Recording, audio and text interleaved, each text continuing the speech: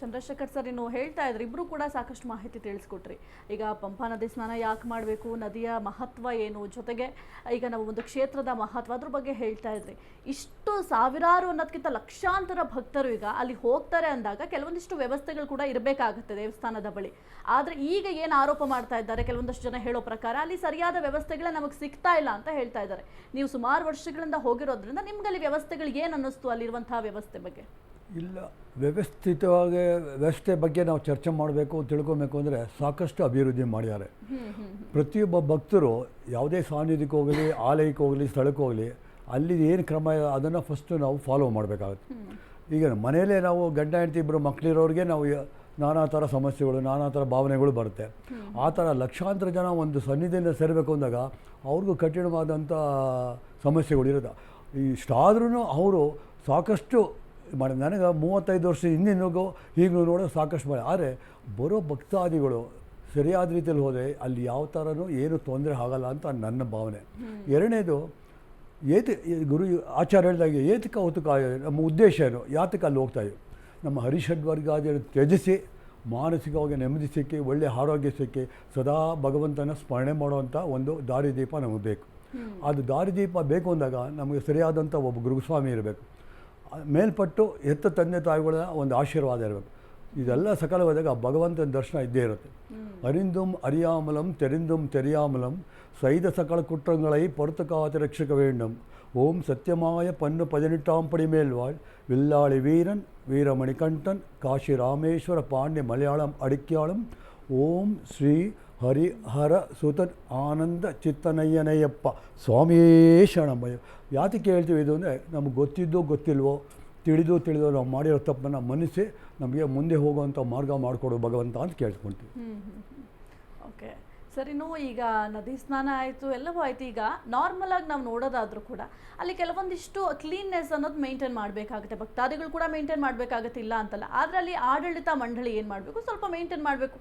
ಅಲ್ಲಿ ಸಿಬ್ಬಂದಿಗಳನ್ನ ನಿಲ್ಲಿಸೋದು ಅಥವಾ ಏನಾದರೂ ಒಂದು ವ್ಯವಸ್ಥೆ ಮಾಡಬಹುದಾಗಿದೆ. ಯಾಕೆಂದರೆ ಇಷ್ಟು ದೊಡ್ಡ ಮಟ್ಟದಲ್ಲಿ ನೈರ್ಮಲ್ಯ ಆಗಿದೆ, ಒಂದು ಸೋಂಕು ಹರಡುತ್ತೆ ಅಥವಾ ಬ್ಯಾಕ್ಟೀರಿಯಾದಿಂದ ಅಲ್ಲಿರೋರಿಗೆ ಭಕ್ತಾದಿಗಳಿಗೆ ತೊಂದರೆ ಆಗುತ್ತೆ ಅಂತಂದರೆ ಯಾಕೆ ಇಷ್ಟು ಕೇರ್ಲೆಸ್ ಮಾಡಿದ್ರು ಅನ್ನೋದು ಕೂಡ ಪ್ರಶ್ನೆ ಬರುತ್ತಲ್ವ ಸರ್? ನೋಡಿ ಮೇಡಮ್, ನಾವು ಭಾರತದ ಒಂದು ಕಾನೂನಿನ ಅಡಿಯಲ್ಲಿ ನಮ್ಮ ಜೀವನವನ್ನು ಕಟ್ಕೊಳ್ತಾ ಇದ್ದೇವೆ. ಒಂದು ಆಡಳಿತ ಮಂಡಳಿ ಅಥವಾ ಒಂದು ಸರ್ಕಾರ ಒಂದು ಕಾನೂನನ್ನು ಮಾಡುತ್ತೆ. ಪ್ರತಿಯೊಂದು ಕ್ಷೇತ್ರದಲ್ಲಿ, ಪ್ರತಿಯೊಂದು ರೋಡಲ್ಲಿ ಕೂಡ ಇದೆ, ಇಲ್ಲಿ ಕಸ ಒಗಿಬೇಡಿ, ಇಲ್ಲಿ ಗಲೀಜು ಮಾಡಬೇಡಿ. ಒಂದು 40% ಅಥವಾ 50% ನಾವು ಆಡಳಿತ ಮಂಡಳಿಯನ್ನು ಅವರ ಒಂದು ವ್ಯವಸ್ಥೆಗೆ ಪ್ರಶ್ನೆ ಮಾಡುವುದರ ಸರಿ ಇದೆ. ಆದರೆ ಅದಕ್ಕಿಂತ ಮಿಗಿಲಾಗಿ ನಮಗಲ್ಲಿ ಏನು ಕೆಲಸ, ನಾವು ಏನಕ್ಕೆ ಹೋಗಿದ್ದೀವಿ, ಈ ಒಂದು ದೊಡ್ಡ ವ್ಯವಸ್ಥೆಯನ್ನು ಚಿಂತನೆ ಮಾಡಿಕೊಂಡು ಅಲ್ಲಿನ ಎಲ್ಲ ವ್ಯವಸ್ಥೆಗಳನ್ನು, ಅಂದರೆ ನಾನು ಹೇಳ್ತಾ ಇರೋದು ಪ್ರತಿಯೊಂದು ದೇವಸ್ಥಾನದ ವ್ಯವಸ್ಥೆಗಳನ್ನು ಕೂಡ ಪರಿಪಾಲನೆ ಮಾಡಿದ್ದೇ ಆದರೆ ಮತ್ತು ನಮಗೆ ಬೇಸಿಕ್ ಆದಂತಹ ವ್ಯವಸ್ಥೆಗಳನ್ನು ಪ್ರತಿಯೊಂದು ದೇವಸ್ಥಾನವೂ ಕೂಡ ಮಾಡುತ್ತೆ. ಈಗ ಉದಾಹರಣೆಗೆ ಒಂದು ಪ್ರಸಾದ ಕ್ಷೇತ್ರಗಳಲ್ಲಿ, ಇನ್ನೊಂದು ಬಂದಂತಹ ಭಕ್ತರಿಗೆ ಒಂದು ನೆರಳು, ಅನ್ನ, ನೀರು, ಆಶ್ರಯ, ಇದನ್ನೆಲ್ಲವನ್ನು ಮಾಡುತ್ತೆ. ನಾನು ಅದರ ಬಗ್ಗೆ ಇಲ್ಲ ಅಂತ ಹೇಳಲ್ಲ, ಇನ್ನೂ ಮಾಡಬೇಕು. ಯಾಕೆಂತಂದರೆ ಅಭಿವೃದ್ಧಿ ಹೇಳುವಂಥ ಒಂದು ನಿರಂತರವಾದಂಥ ಪ್ರಕ್ರಿಯೆ, ಪ್ರತಿ ವರ್ಷವೂ ಕೂಡ ಅದನ್ನು ಮಾಡ್ತಾ ಹೋಗಬೇಕು.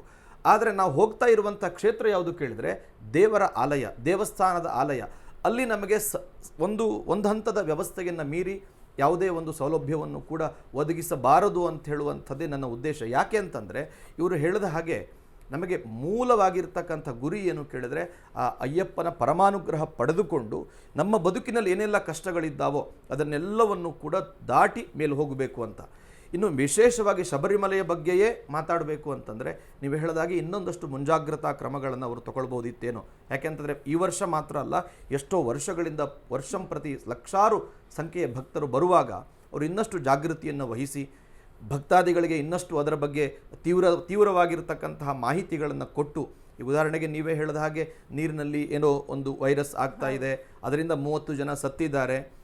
ಏನಾಗ್ತದೆ, ಲಕ್ಷಾಂತರ ಭಕ್ತರು ಬರುವಾಗ ಸರ್ಕಾರ ಅಥವಾ ಒಂದು ವ್ಯವಸ್ಥೆಗಳು ನೀವು ಲಕ್ಷಾಂತರ ಭಕ್ತರನ್ನು ಒಂದು ಸೀಮಿತ ಚೌಕಟ್ಟಿನಲ್ಲಿ ಹೀಗೆ ಇರಲಿ ಅಂತ ಕೂಡ ನೀವು ಹೇಳೋಕ್ಕಾಗಲ್ಲ. ಯಾಕೆಂತಂದರೆ ಭಕ್ತಿಯಿಂದ ಬರ್ತಾರೋ, ನೀವು ಅತಿಯಾದಂತಹ ಕಾನೂನನ್ನು ಮಾಡಿದರೂ ಕೂಡ ಬಂದಂಥ ಭಕ್ತರೇ ಅದನ್ನು ವಿರೋಧ ಮಾಡ್ತಾರೆ, ಇದೆಲ್ಲ ಅವಶ್ಯಕತೆ ಇಲ್ಲ ಅಂತ.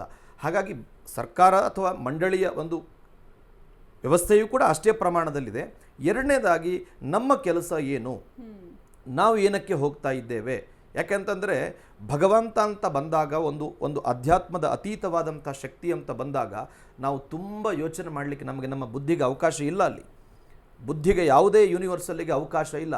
ಕೇವಲ ಮನ ಏವ ಮನುಷ್ಯಾಣಂ ಕಾರಣಂ ಬಂಧ ಮೋಕ್ಷಯೋಹೋ. ಯಾವ ಮನಸ್ಸಿನಿಂದ ನೀವು ಕುತ್ಕೊಂಡಿದ್ದೀರಿ ಅಥವಾ ಯಾವ ಮನಸ್ಸಿನಿಂದ ಭಗವಂತನ ನೋಡ್ತೀರಿ ಅದು ಮಾತ್ರ ಸತ್ಯ. ವ್ಯವಸ್ಥೆಗಳು ನಾವು 2025ರಲ್ಲಿದ್ದೇವೆ, ಬೇಕಾದಂಥದ್ದು ಬೇಕೇ ಬೇಕು. ಆದರೆ ಪ್ರತಿಯೊಬ್ಬ ಭಕ್ತರು ಅವರು 41 ದಿನದ ವ್ರತ ಮಾಡಿದಾಗ ಎಂಥವರಿಗೂ ಕೂಡ ಅಂಥ ಭಾವನೆ ಬರ್ತದೆ. ಹಾಗಾಗಿ ಅಯ್ಯಪ್ಪನಿಗೆ ಅಷ್ಟು ಒಂದು ಉನ್ನತವಾದಂತಹ ಸ್ಥಾನಮಾನ ದೈವತ್ವದಲ್ಲಿ ಇರುವಂಥದ್ದು.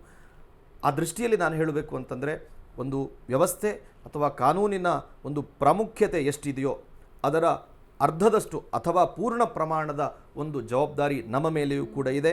ನಾವು ಹೋಗ್ತಕ್ಕಂಥ ರೀತಿ, ಬರುವಂಥ ರೀತಿ, ಅಲ್ಲಿ ನಮ್ಮ ಕ್ಷೇತ್ರ, ನಾವು ಮುಂದಿನ ವರ್ಷ ಪುನಃ ಬರಬೇಕು, ನಮಗೆ ಕಷ್ಟ ಆದಾಗ ನಾವು ಇಲ್ಲಿಯೇ ಬರಬೇಕು, ಅದನ್ನು ಸ್ವಚ್ಛವಾಗಿ ಇಟ್ಕೊಳ್ಬೇಕು, ಚಂದವಾಗಿ ನೋಡ್ಕೊಳ್ಬೇಕು ಅನ್ನುವಂಥ ಒಂದು ಪ್ರಜ್ಞೆ ನಮ್ಮಲ್ಲಿ ಜಾಸ್ತಿ ಬೇಕು ಅಂತ ಹೇಳುವಂಥದ್ದು ಭಾವನೆ ನನ್ನದು.